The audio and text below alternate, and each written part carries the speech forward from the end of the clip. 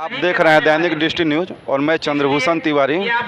आज आप देख रहे हैं कि मैरवा में आपका भारतीय जनता पार्टी की तरफ से, बीजेपी की तरफ से आपका धरना प्रदर्शन हो रहा है। आइए जानते हैं धरना प्रदर्शन का उद्देश्य क्या है। भारतीय जनता पार्टी ऐसी है कि इसके साथ जो भी आएगा, चाहे जो भी इसके संरक्षण में रहता है, उसको वो अपने हिसाब से लेकर के चलती है। लेकिन जब भी आप धरना प्रदर्शन का उद्देश्य क्या भैया? क्षेत्र में जब जाते हैं, धरना प्रदर्शन का उद्देश्य ये है कि जो आरक्षण देश के अंदर लागू था, जिससे पिछड़ा, अति पिछड़ा और हमारे मतलब आरक्षण में जो भी श्रेणी में आते थे, उनको नीचे से ऊपर उत्थान करना भारतीय जनता पार्टी की नीतिगत नीति में थी। तो जैसे कि अभी चुनाव घोषित हुआ, उसमें आरक्षण का पूरा रोस्टर इन्होंने अच्छे तरीके से लागू नहीं किया और लागू न करके इन्होंने चुनाव वो कर दिया, जिसके तहत कुछ लोग कोर्ट गए। कोर्ट ने देखा कि इनकी जितने भी चुनाव की प्रक्रिया है सब बिल्कुल गलत है, ये गलत तरीके से आरक्षण को नहीं माने हैं और पिछड़ा, अति पिछड़ा और दबे कुचले समाज के जितने भी अंतिम पावदान पे बैठे लोग हैं, ऐसे लोगों को नवनिर्वाचित होने से सीधे सीधे इस सरकार की मंशा थी कि रोक दिया जाए।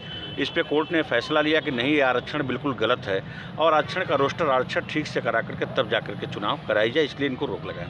अब आपने देखा कि अभी 10 तारीख को चुनाव होने वाला था, 20 को था।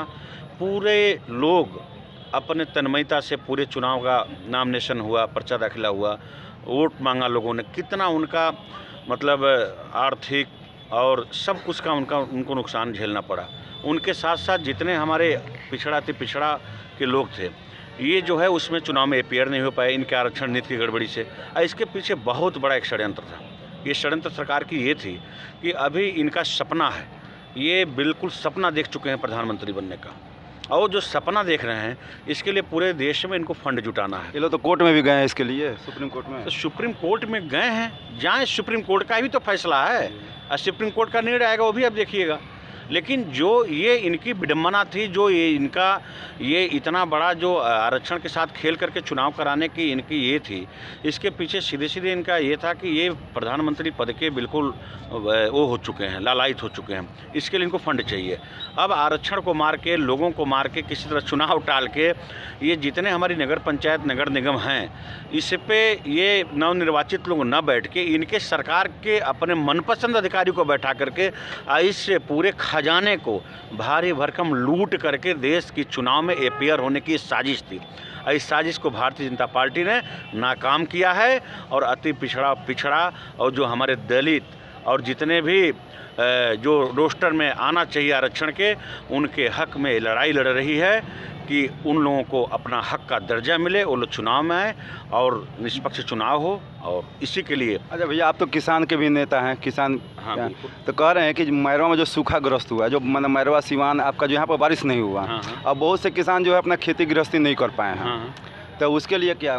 देखिए क्या है, भारतीय जनता पार्टी की सरकार जिस दिन देश में बनी, मोदी जी ने पहले संकल्प लिया कि हमारा देश तब उत्थान करेगा जब देश के किसान की आमदनी दोगुना होगा। इसके लिए नियमित रूप से बिहार में जब तक नीतीश कुमार जी के साथ भारतीय जनता पार्टी की सरकार थी, बाकायदा कृषि रोड मैप बना करके, यहाँ के राष्ट्रपति जी आकर के पूरी एक रोड मैप, इसकी कार्य योजना बना करके काम प्रारंभ हुआ था।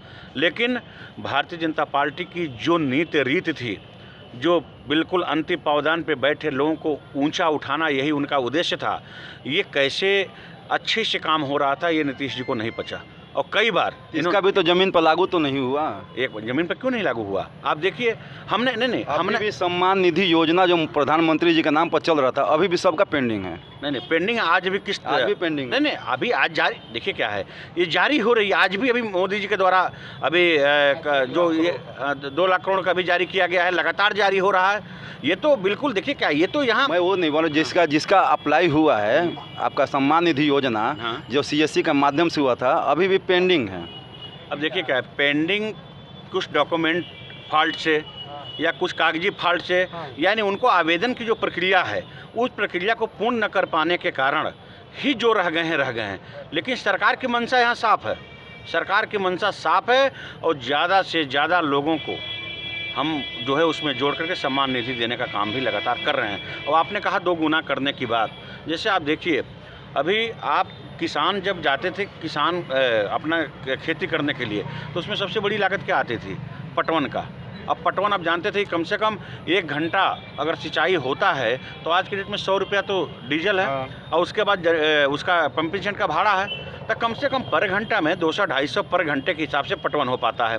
तो वो अगर लागत हमारी सरकार घटा रही है तो क्या योजना चलाया कि एक अलग से लाइन फीडर बनाएंगे किसानों के खेत में, उसकी पूरी लाइन अलग होगी, पोल होगा, फीडर होगा, और पूरा डे उसमें 100% 12 घंटा बिजली रहेगी। भैया अभी भी बहुत से ऐसे जगह पे जहाँ पे फीडर लगा हुआ है लेकिन चालू तो अभी भी नहीं हुआ। अच्छा, एक मिनट। सीईओ के पास कंप्लेन करते करते लोग थक गए हैं। अच्छा ये बताइए भाई साहब, देश आज़ाद हुए कितना टाइम हो गया, तो जिन्होंने नहीं सोचा, कम से कम हमने शुरुआत तो की है, हमने धरातल पे उसको खड़ा तो किया, तो जो करेगा वो जो किया हो आगे करेगा, और जो किसी ने सोचा ही नहीं वो क्या करेगा। हमने सोचा, हमने एक कदम बढ़ के आपको दिखाया है। अगर हमारी फीडर खड़ी है तो उसमें लाइट भी आएगी, और जिसने फीडर ही नहीं खड़ा किया, जिसने कुछ सोचा ही नहीं, वो क्या करेंगे जरा आप बताइए। तो हमने तो ये कितनी बड़ी किसान की जो है पटवन की, आज कम से कम 10-5 रुपये में ज़्यादा से ज़्यादा 1 घंटा पटवन का रेट होगा उनका 5 रुपये से 10 रुपये, 5 रुपये 6 रुपये में, तो कितनी बड़ी लागत। अगर मान लीजिए कि जहाँ 200-250 लग रहा है वहाँ 5 रुपये है, तो क्या इस तरह से करके अभी हमारे कृषि मंत्री भाजपा के पास था पिछली सरकार में, इसमें आपने देखा कि हर पंचायत पर एक पंचायत ये कृषि भवन चाहे बिल्डिंग किराए पर ली गई, वहाँ कृषि सलाहकार और जितने भी कृषि यंत्र से जुड़े लोग थे, कृषि पदाधिकारी, वहाँ सब बैठ करके किसानों को जोड़ के हर तरह से पंचायतों में, जब हम लोग सरकार में थे तो बाकायदा रोस्टर बनता था, पंचायतों में बिल्कुल चौपाल लगता था, जाके यही पदाधिकारी जाके चौपाल लगाते थे, किसानों को हम नई टेक्नोलॉजी से अवगत कराते थे। ये सारा काम भारतीय जनता पार्टी ये लगातार कर रही थी, और भारतीय जनता पार्टी की ही ये सोच है कि जब तक अंत्योदय पर बैठा व्यक्ति, अंतिम पावदान पर बैठा व्यक्ति का उदय नहीं होगा तब तक देश का उदय नहीं हो सकता है। अच्छा भैया, का फिर भारतीय जनता पार्टी नीतीश कुमार सरकार के साथ जाएगी? भारतीय जनता पार्टी नीतीश कुमार के साथ कभी नहीं जाएगी, और नीतीश कुमार की अब तो चैप्टर क्लोज होने जा रहा है। ये 2024 का सपना है, इसी में ये चकनाचूर होके, अभी तक क्या इनका नीति था, इनके जितने राष्ट्रीय अध्यक्ष थे, चाहे जॉर्ज फर्नांडिस थे, शरद यादव, जितने आप देख लीजिए, इन्होंने सबको ख़त्म किया है। अब इनकी आहुति की बारी है, ये हवन कुंड में 24 में चले जाएंगे, इनका आता पता नहीं चलेगा। और यही जिसके साथ गए हैं ये महागठबंधन के लोग, ये लालू यादव जी का परिवार, इनको उठा के हवन कुंड में जला के राख कर देगा 2024 में। इसके बाद इनका आता पता नहीं चलेगा, बिहार में सफाया हो जाएगा जेडीयू का, ये देख लीजिएगा। बिट्टू भैया को सुन रहे थे, और आप इसको हमारे चैनल को फॉलो सब्सक्राइब करें। जय हिंद।